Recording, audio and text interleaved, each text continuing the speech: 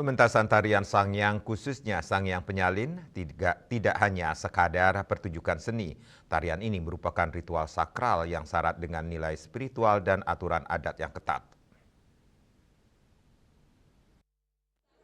Jero Mangku Gede Wayan Budiana selaku Jero Mangku Desa Bugbug sekaligus penasihat Sekesanti Krama mengungkapkan bahwa seluruh pihak yang terlibat dalam pementasan wajib melaksanakan asuci laksana, yakni proses penyucian diri baik secara skala maupun niskala.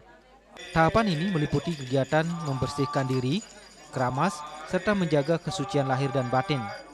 Selain itu, terdapat pula pantangan dalam mengkonsumsi makanan tertentu yang harus dipatuhi guna menjaga kesucian selama prosesi berlangsung.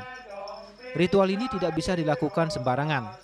Semua yang terlibat harus benar-benar dalam kondisi suci, baik secara fisik maupun spiritual.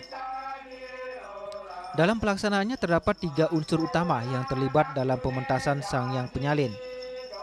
Pertama, Jero Mangku yang berperan sebagai pengenter atau pemimpin jalannya upacara. Kedua, para penari yang menjadi media turunnya kekuatan suci.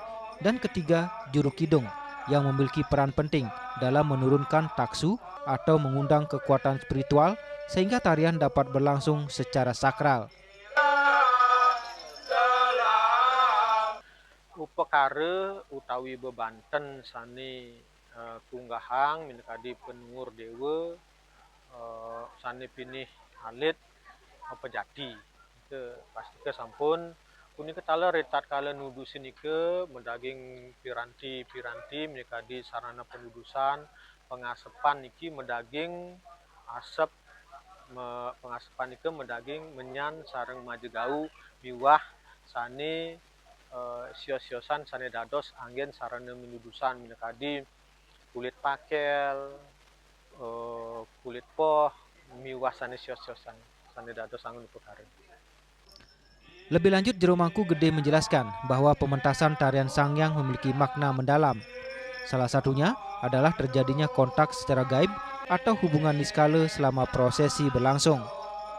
Selain itu, ketika taksu Sangyang benar-benar turun di lokasi pementasan, diyakini akan muncul getaran atau vibrasi spiritual yang mampu membersihkan alam dan menetralisir energi negatif di sekitarnya.